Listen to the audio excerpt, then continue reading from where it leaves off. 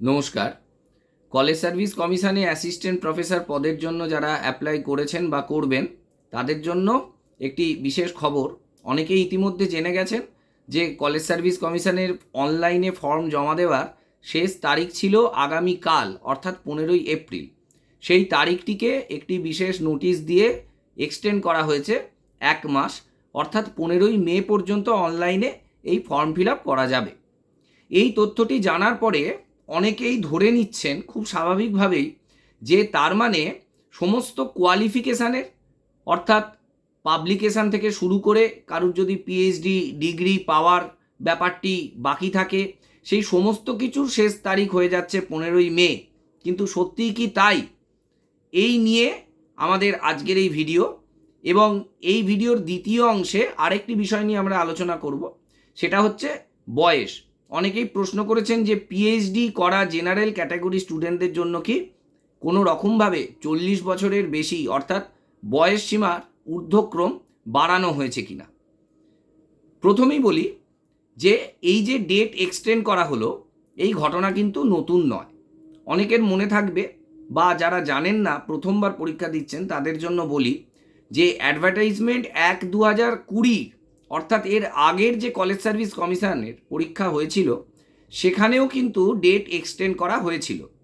এখনও college service কমিশনের যে অফিসিয়াল ওয়েবসাইট, অর্থাৎ WBCSC অনলাইন, এই ওয়েবসাইটে ঢুকলে আপনারা দেখতে পাবেন পুরনো নোটিশ যে 19/2/2021 সালে একটা নোটিশ দিয়ে 15ই মার্চ 2021 পর্যন্ত ডেট এক্সটেন্ড করা হয়েছিল।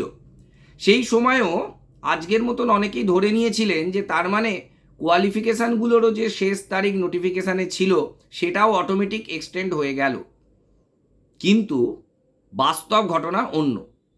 অনেক পরীক্ষার্থীরই প্রত্যক্ষ অভিজ্ঞতা হয়েছিল সে বছরে যে তারা, অনেক পরীক্ষার্থীর পিএইচডি ডিগ্রির অর্জনের ক্ষেত্রে দেখা গিয়েছিল যে কারুর হয়তো নেট সেট নেই, কিন্তু সে অ্যাপ্লাই করতে পারবে যখন তার পিএইচডিটা থাকবে। সে প্রথমে অ্যাপ্লাই করতে পারেনি, তারপরে তার পিএইচডি ভাইভা হয়ে প্রভিশনাল সার্টিফিকেট সে পেয়েছিল ওই এক্সটেন্ডেড ডেটের মধ্যে, তো সেই জন্য সে অ্যাপ্লাই করেছে।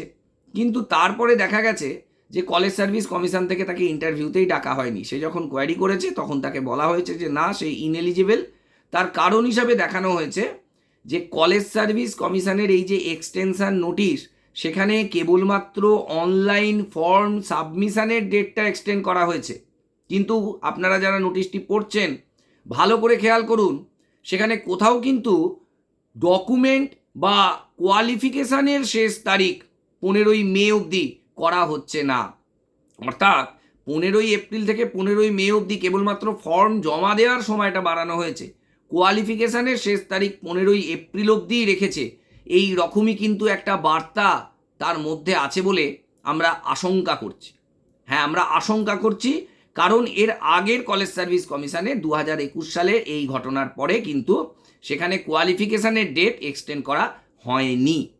সেই জন্য যে সমস্ত পরীক্ষার্থীরা ভাবছেন যে তারা 15ই মের মধ্যে ফর্ম ফিল আপ করবেন, অবশ্যই করতে পারেন, যেহেতু ডেট এক্সটেন্ড হয়েছে ধীরে সুস্থে। কারণ আমি আগের ভিডিওতেও বলেছিলাম 2500 টাকা জেনারেল ক্যাটাগরির জন্য ফর্ম ফিল আপ করতে লাগছে।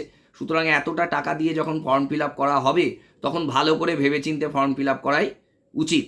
কিন্তু যারা মনে করছেন যে পাবলিকেশান এই 15ই এপ্রিল থেকে 15ই মের মধ্যে যে পাবলিকেশান হবে সেগুলোকে দেবেন, অথবা কোনো গুরুত্বপূর্ণ এলিজিবিলিটি ডিগ্রি যদি ওই সময়ের মধ্যে পান কেউ 15ই এপ্রিল থেকে 15ই মে, তাহলে সেটা কতখানি বিবেচ্য হবে সেটা কিন্তু এখনই আমরা বলতে পারছি না, কারণ আগের অভিজ্ঞতা বলছে বিবেচ্য হবে না। তবু আমি বলবো যে যাদের মিনিমাম এলিজিবিলিটি ক্রাইটেরিয়া 15ই এপ্রিলের মধ্যে ফুলফিল হচ্ছে তারাই অ্যাপ্লাই করুন। যাদের হচ্ছে না তারা অ্যাপ্লাই তো অবশ্যই করবেন, ধরে নেবেন যে তাদেরকে ডাকা হবে না, এবং তারপরে তারা বিভিন্ন জায়গায় যেভাবে তারা আবেদন করবেন বা জানতে চাইবেন সেই সমস্ত পদ্ধতির মধ্য দিয়ে তাদের যেতে হবে বলে পূর্ব অভিজ্ঞতা থেকে আমাদের মনে হচ্ছে। তবে আমরা আশা করব যে আগের বারের মতন না করে এবছরেও পরীক্ষার্থীদের ডেট যেহেতু এক্সটেন্ড করা হয়েছে, খুব স্বাভাবিকভাবেই তাদের যে মিনিমাম এলিজিবিলিটি ক্রাইটেরিয়ার যে এবং কোয়ালিফিকেশানগুলোর যে শেষ তারিখ সেটাও অটোমেটিক্যালি ইনক্রিজ হয়ে যাবে। কারণ তাহলে পরীক্ষার্থীদেরই মঙ্গল এবং আমি সেটাই আশা করব। দ্বিতীয় যে কথাটি, যে বয়স সীমা 40 বছরের ওপর হলে কি হবে, পিএইচডি থাকা। দেখুন, সরাসরি এবারের নোটিফিকেশানে কিন্তু বলা নেই যে পিএইচডি থাকলে আপনি এজ রিল্যাক্সেশন পাবেন, কিন্তু এখানে একটা ধোঁয়াশা রয়ে গেছে, যেখানে বলা রয়েছে যে কমিশন চাইলে, যদি কমিশন চায় তাহলে ওভার কোয়ালিফাইড, সেইটার কোনো সংজ্ঞা দেওয়া হয়নি। বলা হয়েছে যে পিএইচডি করা, পোস্ট ডক করা, এই সমস্ত নানান রকমের মানে উচ্চ ডিগ্রি প্রাপ্ত স্টুডেন্টদের ক্ষেত্রে, পরীক্ষার্থীদের ক্ষেত্রে তারা ছাড় দেবে, এবং সেটা সব মিলিয়ে সমস্ত পরীক্ষার্থীদের মধ্যে 1%-এর বেশি হবে না।